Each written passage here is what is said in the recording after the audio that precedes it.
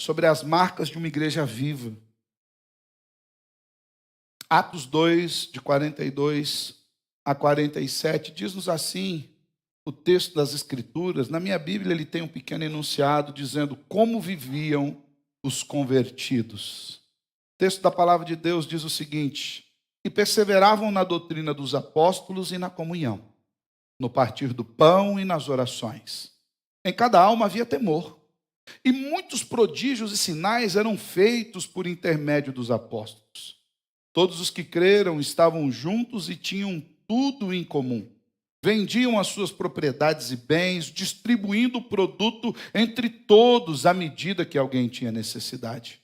Diariamente, perseveravam unânimes no templo, partiam o pão de casa em casa e tomavam as suas refeições com alegria e singeleza de coração, louvando a Deus e contando com a simpatia de todo o povo.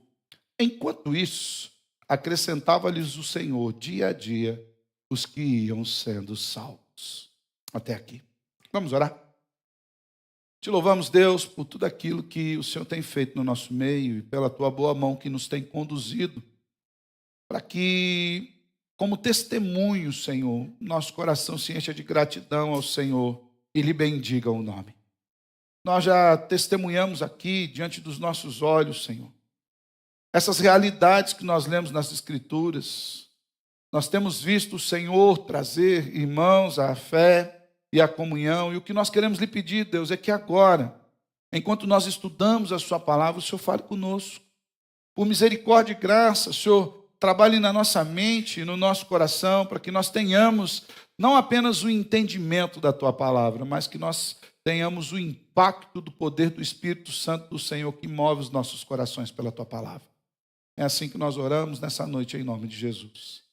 Amém e amém. Irmãos, o que nós poderíamos destacar? Hoje nós vivemos num mundo bastante diferente desse mundo aqui de Atos dos Apóstolos, né?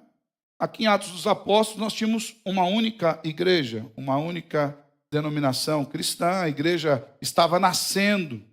E você vai encontrar, inclusive, em vários aspectos das Escrituras, a igreja que se reunia na casa do irmão. Era uma única igreja que estava numa casa. Ou a igreja da cidade tal, da cidade tal. E nós estamos vivendo num mundo diferente, onde nós temos muitas igrejas. Hoje nós temos igrejas à profusão. Agora está sendo inaugurada aqui na esquina uma igreja irmã, né, quadrangular ali do Alvorada. Louvado seja Deus, que Deus abençoe esses amados irmãos ali, que eles sejam profícuos aí em pregar o evangelho do Senhor. Mas se você for andar aqui no bairro, vão ter outras tantas igrejas, e andar pela cidade, outras tantas mais. Se eu não me engano, numa última conversa que eu tive com um dos irmãos do Conselho de Pastores aqui de Maringá, nós estamos aí com cerca de 400 igrejas em Maringá. 400 igrejas evangélicas em Maringá. Então, diante disso, o que será que caracterizaria uma igreja genuína? Nós temos uma expansão gigantesca daquilo que nós chamamos de igreja. Talvez hoje nós reconheçamos a igreja pelo prédio, pela cruz, né? Eu lembro que antes de nós fazermos ali a nossa fachada, muitas pessoas passavam aqui e perguntavam: o que vai ser aí? É uma academia? Né? Aqui é um posto de saúde?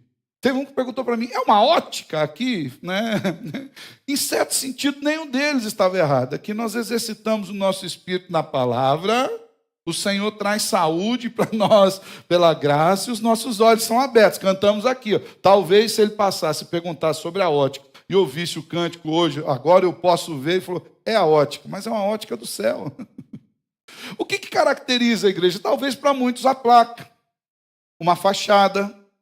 Talvez outros imaginem que uma identidade de uma igreja possa ser colocada pela sua burocracia. Hoje pela manhã tivemos um momento burocrático abençoado. Eu sei que é difícil falar em burocracia e bênção ao mesmo jeito, mas pela graça do Senhor a gente conseguiu. Nós lemos os relatórios e vimos aquilo que o Senhor fez no nosso meio. Mas será que ia ser uma marca da igreja? A sua organização? Ou as características peculiares da sua denominação? Ou até mesmo a capacidade de ajuntar pessoas, porque hoje, embora o evangelho não esteja caindo muito bem na graça de muitos, quando você fala em igreja, você vê capacidade de ajuntar pessoas. vai ter aqui em Maringá, se já não teve, alguns eventos onde vem alguns pastores famosos e eles já não vêm mais para pregar nas igrejas. Eles se reúnem no balcão, no barracão de exposições, outros lugares, e cobram o ingresso e o povo vai. O povo vai lá e enche. Será que isso que é a igreja? Ou será que a igreja é, na perspectiva de muitos, uma fábrica de curas, ou uma fábrica de dinheiro, né?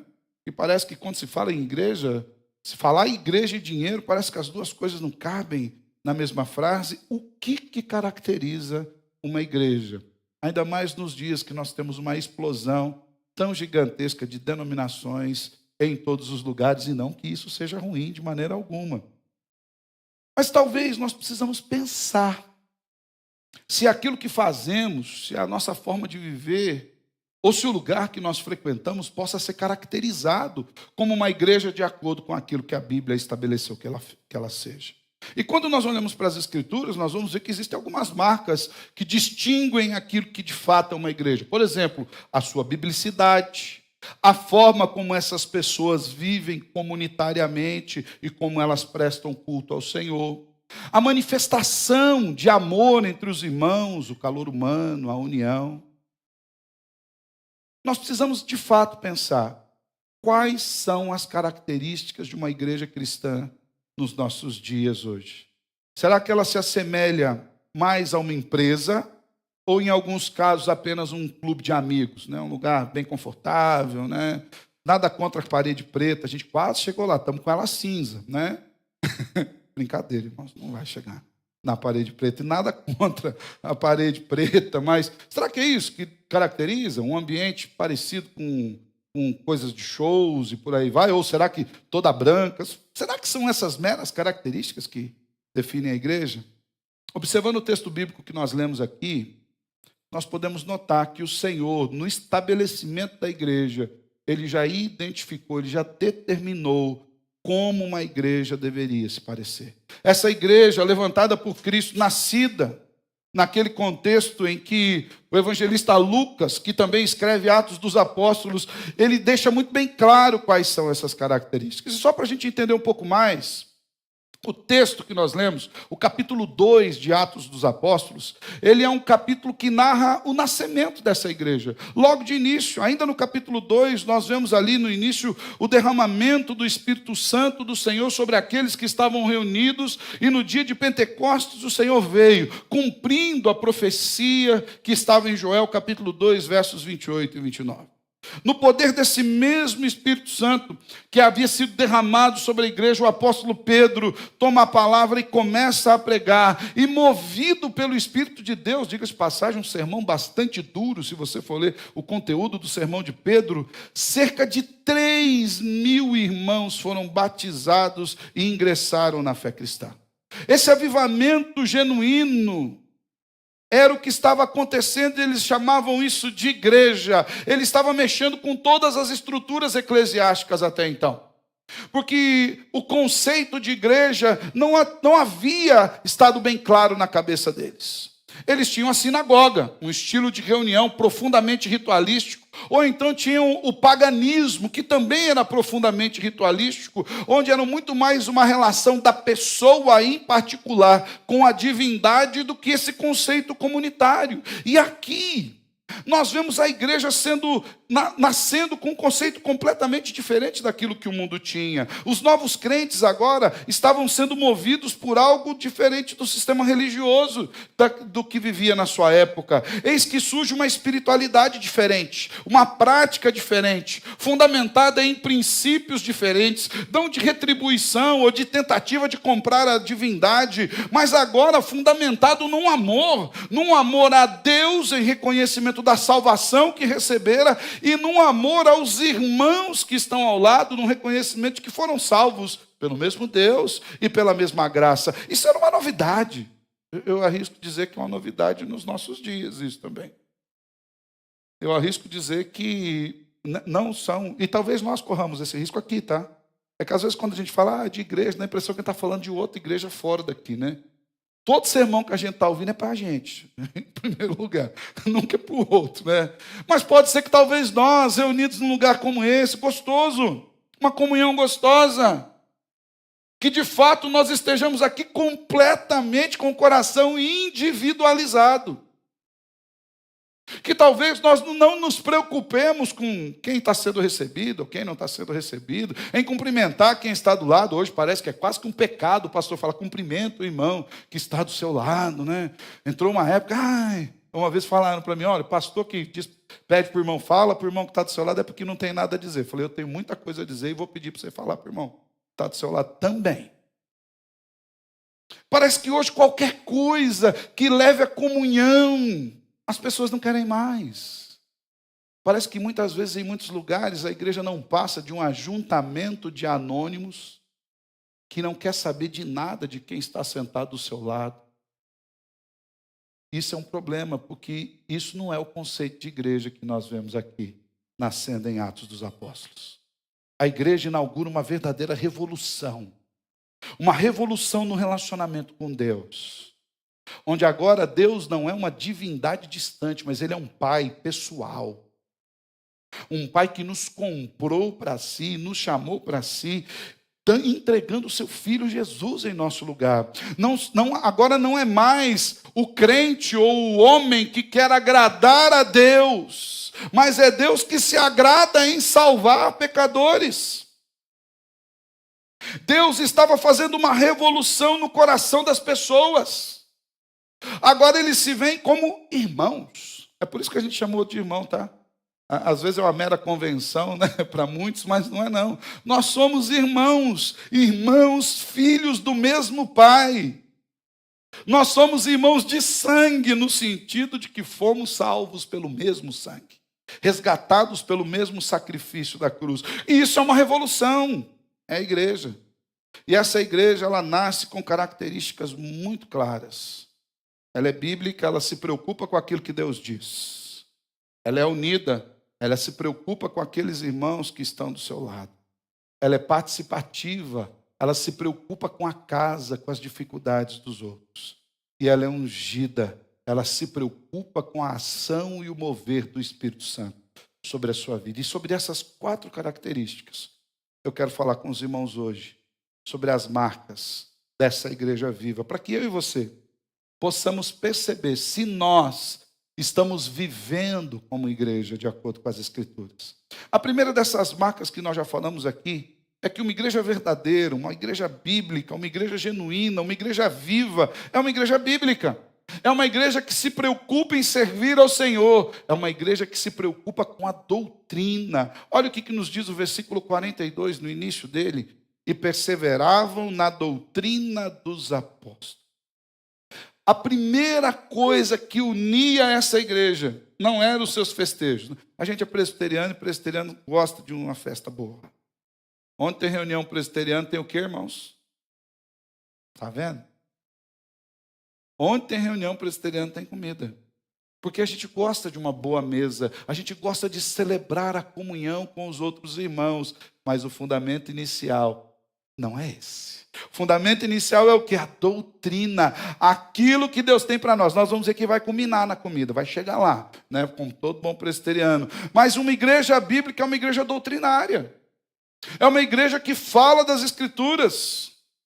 Ser uma igreja bíblica não é apenas uma igreja que conhece a Bíblia como sendo palavra de Deus, é uma igreja que vai além do mero conhecimento ou de um conhecimento raso. Uma igreja bíblica é uma igreja fundamentada nos princípios de Cristo, como eram os crentes de Bereia, por exemplo. Se você for um pouquinho mais para frente em Atos, capítulo 17, no versículo 11, o apóstolo Paulo estava pregando e os irmãos de Bereia iam atrás, conferindo se aquilo que estava sendo pregado estava de acordo com aquilo que os apóstolos já haviam estabelecido. Uma igreja verdadeira é uma igreja que se preocupa com a palavra de Deus. É uma igreja que vive a palavra em todas as nuances, irmãos, não apenas na parte do conhecimento. Eu amo a igreja presbiteriana do Brasil. Haja visto que sou pastor presbiteriano. Já se vão para mais de 20 anos nesse mistério e louvo a Deus por isso.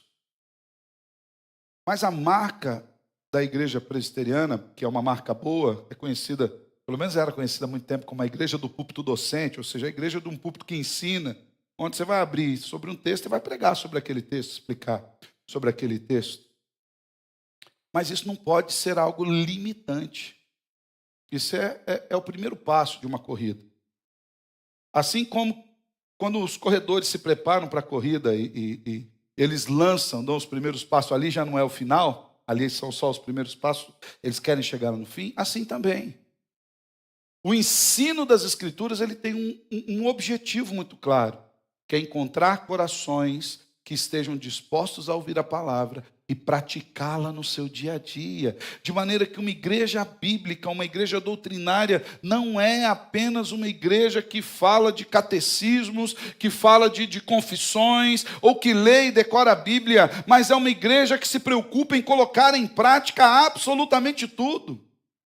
Meu irmão do Salvador Jesus, servo do Senhor Tiago, lá no capítulo 1, dos versos 22 a 25, diz assim: tornai-vos, pois, praticantes da palavra e não somente ouvintes, enganando-vos a vós mesmos. Porque se alguém é ouvinte da palavra e não praticante, assemelha-se ao homem que contempla no espelho o seu rosto natural, pois a si mesmo se contempla e se retira, e para logo se esquece de como era a sua aparência. Mas aquele que considera atentamente na lei perfeita, a lei da liberdade, e nela persevera, não sendo, olha aqui essa expressão, ouvinte negligente, mas operoso praticante, esse será bem-aventurado no que realizar. Uma igreja bíblica é uma igreja que se preocupa com a prática do evangelho. Seja na sua estrutura, seja na sua organização, seja na pregação desse evangelho, seja na vivência. Uma igreja bíblica não é uma igreja que se preocupa só com o púlpito, ela se preocupa com as casas. Ela se preocupa com a vida. De maneira que um lugar bom para se esconder não é a igreja. Aquela pessoa fala, pastor, eu não quero que ninguém se meta com a minha vida. Aqui você está no lugar errado. Porque aqui nós estamos aqui para nos metermos na sua vida. Para orarmos por você. Para visitarmos. Para conhecer sua casa. Para tentar te ajudar, para discipular, para visitar as suas necessidades, caso seja necessário. Porque isso é ser igreja. Outro aspecto de uma igreja viva, com respeito à sua biblicidade, é que ela está completamente firmada na rocha. É uma igreja que não se abala diante da sociedade e dos ventos de doutrina. Mateus 7, 25, diz que aqueles que estão firmados na rocha, pode vir a chuva, transbordar os rios, soprar os ventos, não irão cair por conta da sua edificação. E é por isso que nós precisamos de uma biblicidade, irmãos. É por isso que nós precisamos de um bom fundamento. Não podemos depender de modismos. E, irmãos, falar um negócio para você, cada dia mais nós vamos ter novidades chegando. E o que eu quero dizer não depender de modismo não significa prender a igreja no passado. Hoje, por exemplo, pela graça de Deus, nós temos aqui 4 câmeras filmando, está transmitindo para casa, tem gente acompanhando esse momento de culto lá na casa, o evangelho tem sido pregado, usamos a internet, ontem tivemos aqui podcast, né? Eu nem sei explicar dizer o que é isso, mas podcast a gente ficou conversando aqui, antigamente era programa de TV, hoje é podcast, vai pela internet. Hoje você abre a Bíblia, hoje mesmo já usamos aqui 3 versões de Bíblia no seu celular, nas versões mais diferentes. Quando nós estamos falando de modismo, nós não estamos falando de que a igreja precisa ser arcaica. Você está aqui com ar incondicionado, banco acolchoado. Não é melhor? Não é gostoso? É bom, né? Eu, por mim, dá até para diminuir um pouquinho o ar-condicionado, mas os diáconos são amorosos com o restante da igreja, e em amor nós não podemos matar os outros de frio. Né? Embora eu esteja cozinhando, né? Quando nós falamos de modismos, nós estamos falando de novas maneiras, não de pregar o evangelho, mas de perceber o evangelho. E isso é perigoso. É por isso que ela precisa ter um bom fundamento. A igreja se reunia sob o ensino, a doutrina dos apóstolos. Eles estavam muito bem fundamentados. Eles não olhavam para as circunstâncias ao redor. Ainda que tudo desse errado ao redor deles, e a igreja era perseguida, ela sofria, eles continuavam confiando no Senhor. A igreja primitiva era perseguida em todos os aspectos.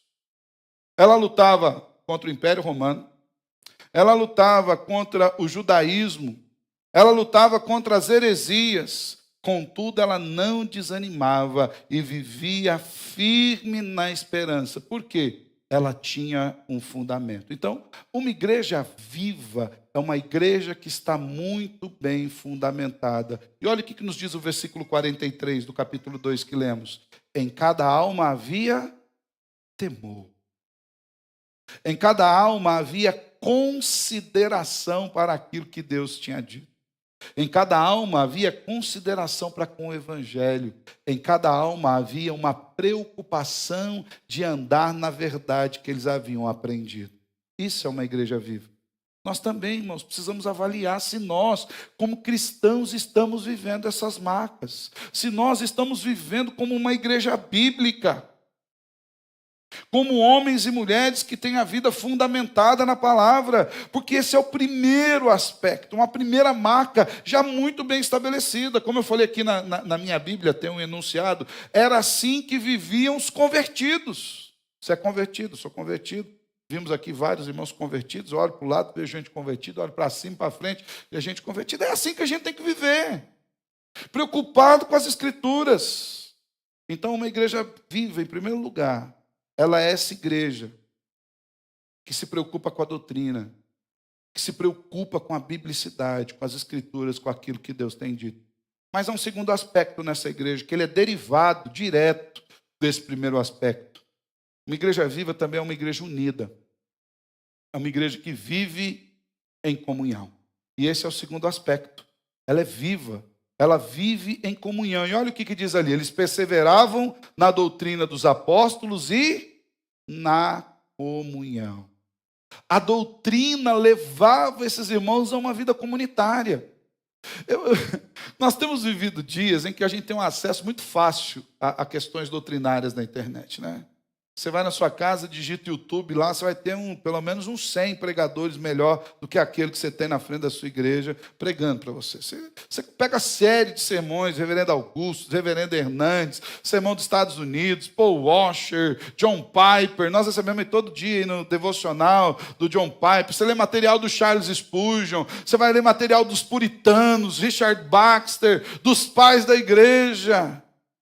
Há poucos dias atrás aí a Amazon lançou uma série que no meu tempo, quando eu estudava no seminário, custava quase R$3.000. Eram 70 livros, mais ou menos. Lançaram R$1 o livro. Claro que eu comprei todos. Se eu vou ler eles a tempo, não sei. Mas que eu comprei todos. Você tem um acesso muito rápido a estas coisas. Porém, tem sido uma época de muita briga entre irmãos na internet. Tem sido uma época bélica.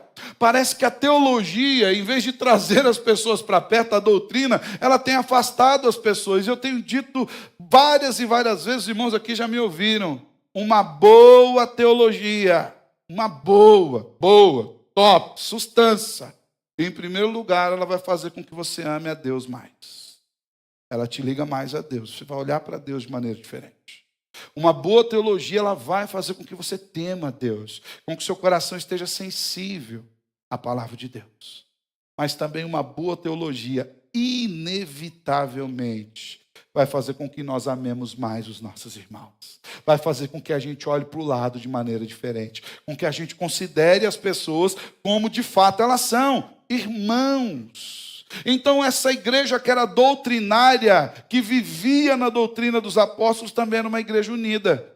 Eles perseveravam na doutrina e na comunhão. Eles viviam como um corpo. E Paulo exorta isso, irmãos. A vivermos como um corpo, membros uns dos outros. Romanos 12, versículo 5 diz assim: nós, conquanto muitos, somos um só corpo em Cristo e membros uns dos outros.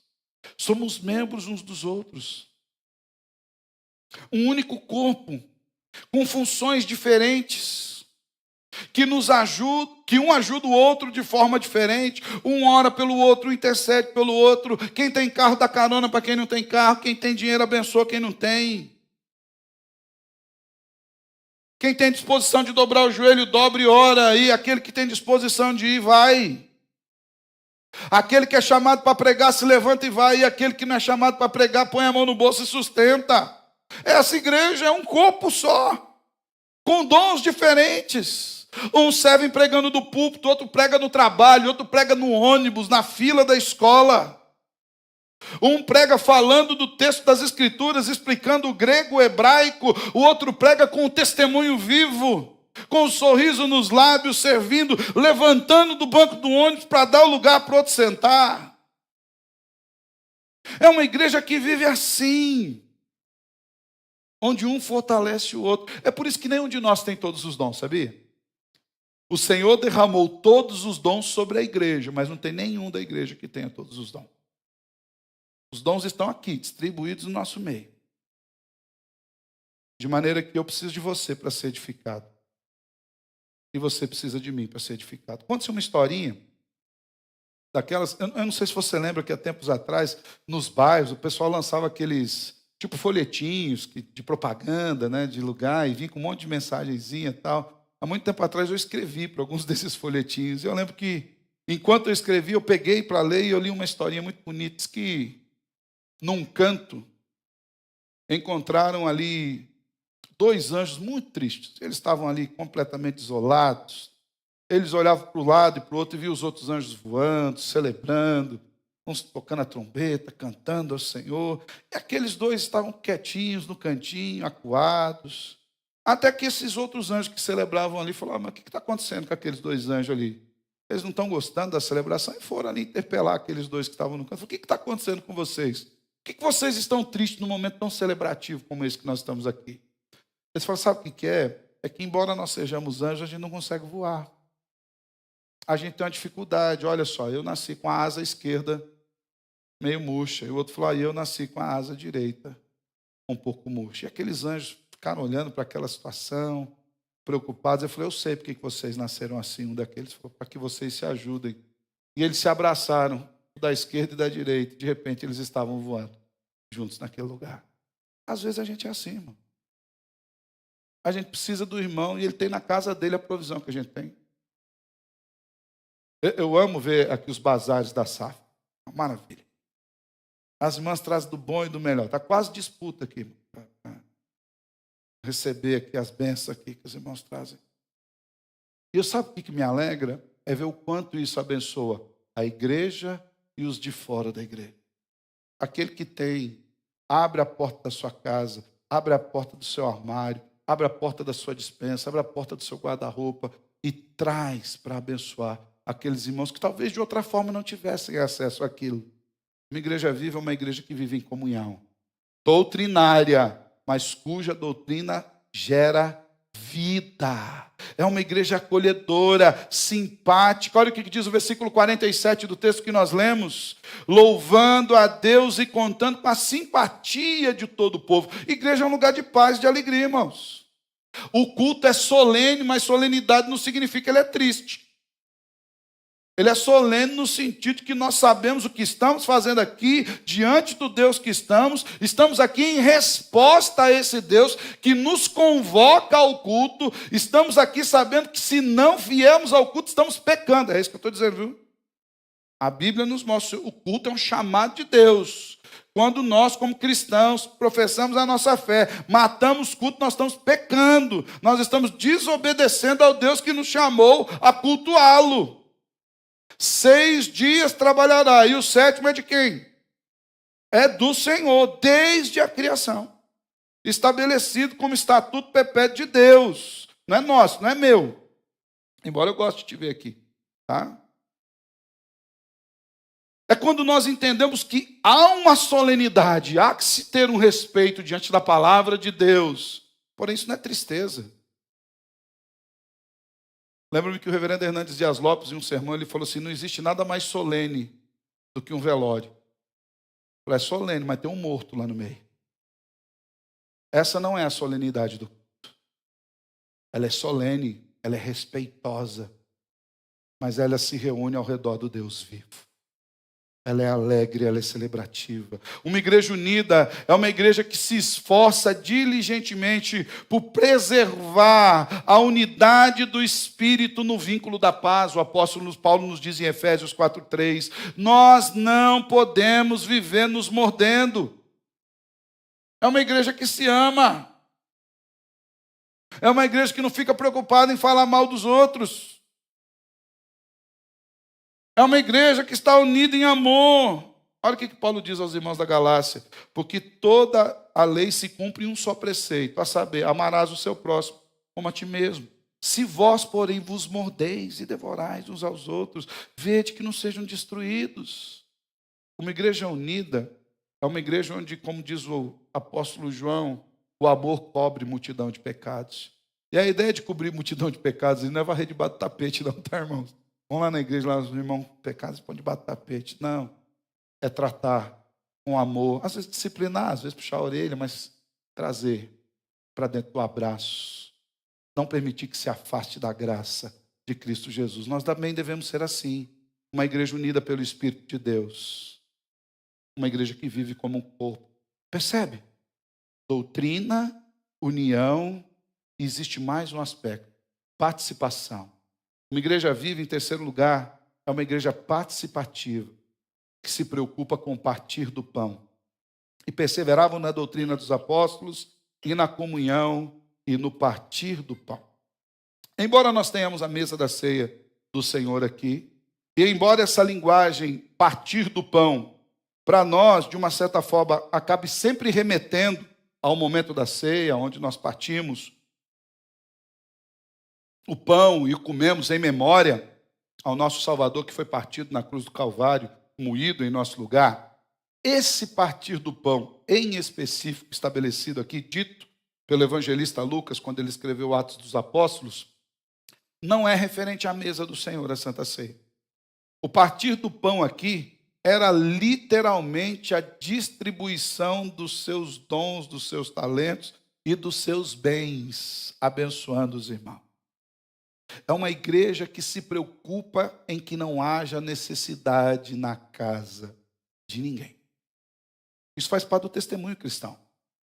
Hoje pela manhã, enquanto apresentávamos os nossos relatórios, lembro-me que o presbítero Rinaldo falou, existe uma verba que ela é destinada à junta diaconal, e onde a junta diaconal trata das coisas da igreja, e tem uma verba ali destinada a suprir as necessidades. Mas se porventura houver mais necessidades do que a verba, sempre será destinada uma verba para essas necessidades.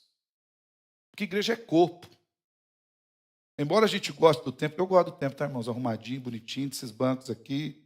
Eu gosto da pintura. Não cheguei no preto, mal cinza, achei bonito, eu gosto. Gosto de tudo aqui, gosto da placa, gosto da denominação, eu gosto da sarça, eu gostava da pomba que mataram na sarça. Eu gostava de tudo, do símbolo. Se bem que eu sou do tempo, Sérgio é desse tempo também, que não tinha nem essas pombas. Era uma árvore desenhada na igreja, né? Tem uns irmãos que lembram disso. Com o fogo, lá tinha gente que se assustava quando entrava na igreja. Na minha estava escrito assim, nec tamen consumebatur.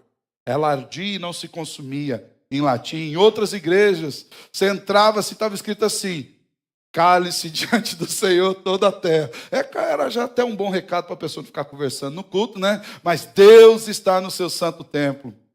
Algumas das igrejas da nossa reunião ali, Massinha, da nossa região, Massinha, eu falo porque são do meu tempo de juventude, tá? Embora eles já sejam jovens, a Marcinha não, mas o Sérgio é jovem há muito mais tempo que eu. Mas na nossa região tinha aquelas igrejas que entrava, tinha plaquinha assim, silêncio, você pisava na igreja, o diácono acendia a plaquinha ali, você já entendia o recado. Silêncio, o Senhor está no seu santo templo. Eu gosto da denominação, eu gosto de tudo isso, irmão. Eu creio que quando nós cuidamos, por exemplo, do templo, eu creio que quando nós damos uma mão de tinta no templo, quando a gente cuida do piso do templo, isso é um testemunho de que nós amamos ao Senhor e as coisas do Senhor. Mas embora eu ame tudo isso, a igreja não é nada disso. A igreja é a gente. Tudo isso é só o lugar onde a gente se reúne. Se nós nos preocuparmos com a tinta, com o banco, com o som, com o equipamento, com a estrutura, com a placa, com a luz, mas não nos preocuparmos com os irmãos, nós somos qualquer coisa. Zeladores, mas não somos igreja. A igreja genuína, ela é participativa da vida do irmão. Ela se preocupa com a casa do irmão. É uma igreja que se preocupa com a dor do outro. É por isso que nós nos dobramos o joelho aqui. A maioria de nós aqui não conhece pessoalmente o reverendo Ronaldo Lidório. Eu mesmo tive aulas com ele. Mas mesmo assim, tive aulas, ele dando aula, eu sentado ali, cumprimentei, tirei uma foto e nada mais do que isso. O que eu sei dele é o que eu li nos livros, aquilo que se conta. Mas por que nos dobramos diante do Senhor para clamar pela vida dele? Porque nós somos um corpo, porque isso é igreja. Por que quando os nossos irmãos aqui estão com dores, enfrentando lutas, nós fazemos da mesma forma, nos dobramos e oramos e muitas vezes choramos como se essa dor fosse nossa? É porque isso é ser igreja. Romanos 12,15 diz: alegrai-vos com quem se alegra. E faz o quê? Chorai com os que choram. Igreja é envolvimento. É eu me preocupar se você ficou doente, foi no médico e tem dinheiro para fazer a sua receita. Isso é ser igreja. É eu me preocupar se você tem condições de vir no culto ou não. É eu me preocupar com a sua casa, com a sua vida. Lembro-me, algumas vezes eu tive a oportunidade de entregar a cesta com o diácono Ezequiel. O Senhor o levou para si esse ano. E eu lembro-me que uma vez me marcou muito, saiu eu, o seu Ezequiel, vamos levar uma cesta. Pegamos aqui, no tempo que a gente fazia a cesta básica aqui. Pegamos aqui a cesta. Aí saímos, chegamos indo para a cesta. Falei, pastor, vamos passar no mercado? Falei, não, Ezequiel, a cesta. Quem conhece Ezequiel sabe como é que ele era, né? Falei, não, a cesta está pronta. Não, pastor, falta uns negocinhos. Aí ele do bolso dele comprou lá uma carne, comprou uns morangos, né? Estou olhando para aqueles morangos. Morango? Aí ele falou assim, pode ter uma criança lá. Falei, não, e eu sabia que tinha 4. Eu falei, não, tem a criança. Chegamos lá. Entregamos aquela cesta. E aquelas crianças, de tudo que tinha lá, as crianças olhavam para quê, irmãos? Aqueles morangos, assim. Quando eu entrava na frente, eles até desviavam de mim, assim. E eles falaram, a gente pode comer? Eu falei, pode comer aquela bandeja de morango. A alegria do Ezequiel. Mas sabe o que me marca? Ele sempre se preocupava com a necessidade. Tem criança, pastor? Vamos comprar umas bolachinhas recheadas? Alguma vez falou isso. Pastor, mas é cesta básica. Mas, irmão, se a gente gosta de dar uma bolachinha recheada para os nossos filhos, o que a gente não pode, em amor a Jesus? Lembra? Uma boa teologia faz você amar a Deus melhor, faz você amar o seu irmão melhor. Existe um terceiro braço, faz você amar o seu próximo. De abençoar os irmãos. Que haja provento na casa. É uma igreja participativa, disposta em partir do seu pão. Uma igreja participativa é uma igreja que se une em favor de todos, principalmente dos mais necessitados. Não que Jesus tenha uma predileção por pobres, a gente tem visto isso também nos nossos dias. Não, irmãos. É porque há uma necessidade e a gente precisa abençoar os necessitados. Os pobres, as viúvas, desvalidos, é o que as escrituras nos dizem. O evangelho nessa igreja, ele é mais do que pregado. Ele é vivido. Com Cristo sendo testemunhado na vida dos irmãos. Nós também podemos ser uma igreja participativa. Nós devemos ser essa igreja participativa. Basta que cada um se doe um pouquinho. Mais uma vez, falando dos nossos relatórios, é por isso que eu falei que não tinha como ser diferente. Os irmãos sendo fiéis nos dízimos, nas ofertas, todo mundo tem sido seus proventos. Pela graça de Deus, a igreja tem visitado todos aqueles que têm necessidade. Isso para a glória de Cristo. Nós experimentamos aqui, irmãos, como testemunho nosso. Quando chegou a pandemia, nós tínhamos o dinheiro certinho no caixa para fazer nossa fachada tão sonhada, né? Fachada. Estava o dinheiro lá guardado no caixa. Mas chegou a pandemia e havia uma necessidade muito maior que isso. Muitas pessoas iriam perder emprego, muitas pessoas enfrentariam doenças, muitas pessoas enfrentariam enfermidades, outros enfrentaram luto, e nós sabíamos que isso podia acontecer. E a primeira posição da igreja com respeito a isso, depois, ou melhor, a segunda, a primeira foi a oração. Foi o que? Nós não vamos mexer com o tempo, mexer com fachada, nós vamos doar aos irmãos que precisam. Irmãos, nós nunca, em outro tempo, pelo menos no período que eu estou aqui, nós doamos tanto. Pastor, está com o aluguel atrasado, paga o aluguel. Pastor, pediu emprego, compra a cesta básica. Pastor, preciso fazer um remédio, toma aqui o remédio. E é como se fosse o pastor do ano. Não é o pastor do ano, é a igreja, que as pessoas procuravam o pastor. Mudamos até a nossa maneira de oferecer cesta básica. Agora é o cartão de mercado. A pessoa vai lá e compra no mercado. E depois de 2 anos de pandemia, do ano, quando nós olhávamos para o nosso caixa, o dinheiro não era duplicado. O dinheiro tinha triplicado. E pela graça do mesmo Deus, a igreja fez a fachada, fez a estrutura acústica, ainda comprou um terreno que a gente não imaginava. E hoje a SAF já encomendou um prédio com ar-condicionado. Né? Isso aí ficou registrado nas atas, viu, Adilson? Registrado nas atas, prédio com ar-condicionado. O que é isso, irmãos? O dono do ouro e da prata é o Senhor. Não é a igreja. A igreja só administra aquilo que Deus põe na mão dos seus servos e distribui aqui. Eu tenho plena convicção que o dia que essa igreja, e isso não vai acontecer, é apenas uma hipótese, que o dia que essa igreja, porventura, se afastar de entender que igreja é o povo e imaginar que a igreja são as coisas, Deus tira até aquilo que tem. Sabe por que Deus amplia espaço? Porque igual do povo. Ele quer que o povo venha aqui e fique aqui. Deus se preocupa conosco. Igreja são as pessoas. Uma igreja participativa é uma igreja que participa da vida das pessoas. Em quarto e último lugar, como marca de uma igreja viva. Então, uma igreja viva é uma igreja doutrinária, é uma igreja comunitária, que vive em comunhão, é uma igreja participativa e é uma igreja com a unção do Espírito Santo do Senhor. É isso que você ouviu, né? Pastor, presbiteriano, isso. Presbiteriano não é contrário à unção do Espírito Santo do Senhor. Presbiteriano não é contrário à oração do Senhor. Presbiteriano não é contrário em nada à dependência do mover do Espírito do Senhor. Presbiteriano ora por cura, ora por misericórdia, ora para que o Senhor opere os seus milagres no sobrenatural, onde a nossa mão não alcança.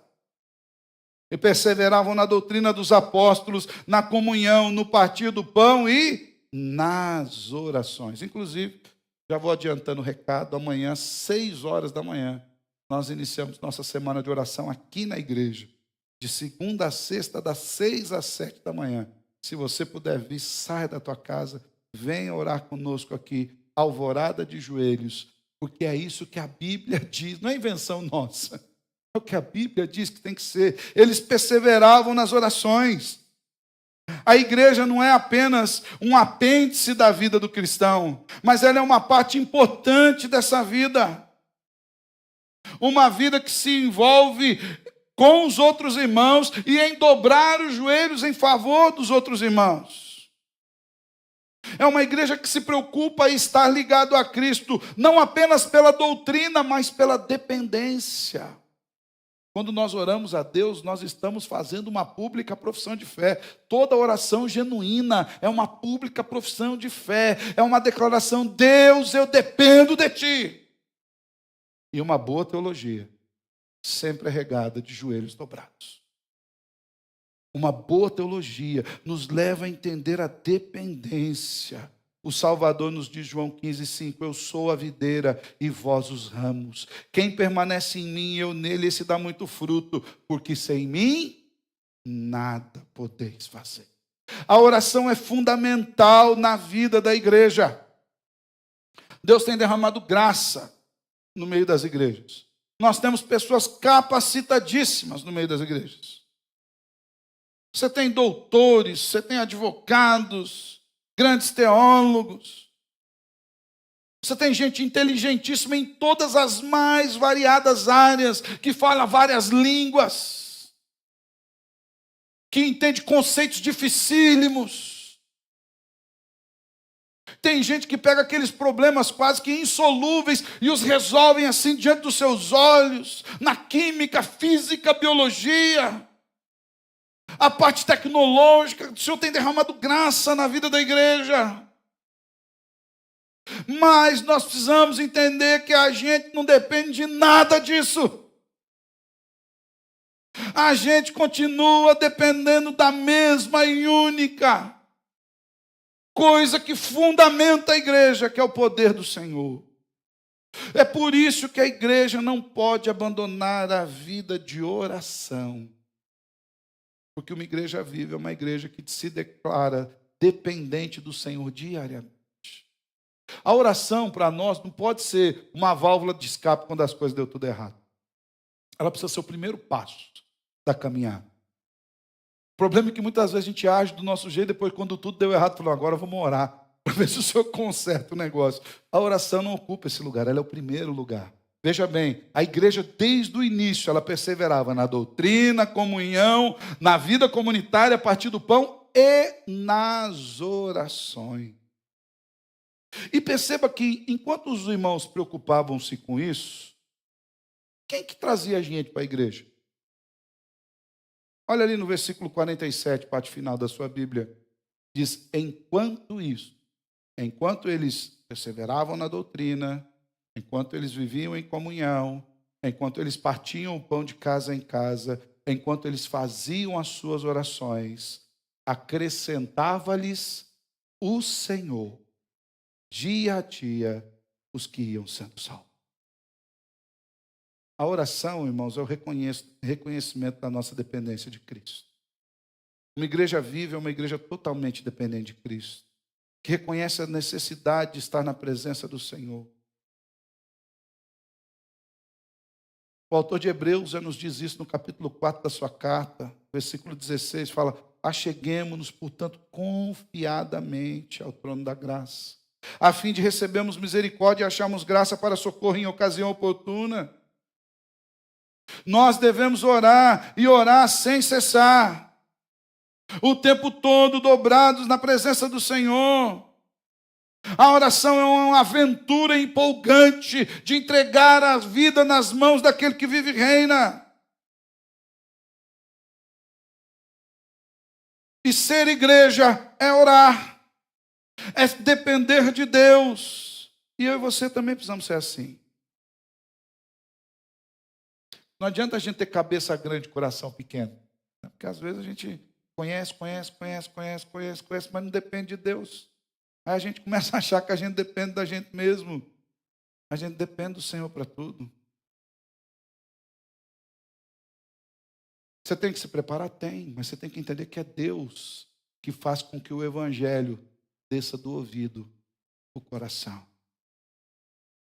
A igreja precisa orar. A igreja precisa orar. Nós devemos ser uma igreja assim, uma igreja que ora. Uma igreja que fala do Senhor, mas que depende do Senhor.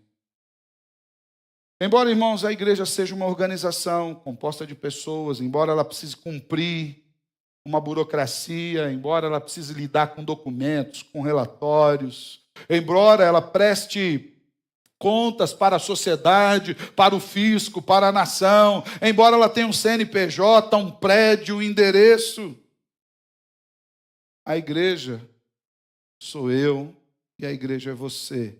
Unido, não na individualidade, tá? Já avisando aqui, eu sozinho não sou igreja. Do mesmo jeito que um tijolo sozinho não é uma casa, eu sozinho não sou uma igreja. A igreja é essa comunidade, todos nós juntos. Ela não pode ser apenas uma instituição ou clube de amigos. A verdadeira igreja de Cristo é um corpo vivo, que vive em perfeita união. A verdadeira igreja de Cristo é uma comunidade de amor, que vive de acordo com a palavra. Que o Senhor nos ajude a pensar, será que nós temos sido essa igreja? Será que nós temos dado ouvido ao que o Senhor tem dito? Será que temos nos preocupado com os nossos irmãos? Será que temos aberto as nossas casas e os nossos bolsos? Será que temos oferecido uma carona para aquele que vai a pé? Eu já falei para você dar carona completa, tá, irmão? Eu sou contra carona pela metade. Eu estou indo no caminho, vou deixar do lado ali. Mas se o irmão for atropelado, morrer, a culpa é sua. Prega ele em casa. Espera ele entrar. Será que nós não deveríamos fazer mais nesse sentido? Uma igreja é um corpo vivo que se preocupa com cada membro. Que o Senhor nos abençoe nesse sentido, para que sejamos essa igreja e vivamos assim todos os dias para a glória de Cristo Jesus. Amém? Louvado seja o Senhor. Feche seus olhos. Quero orar com você.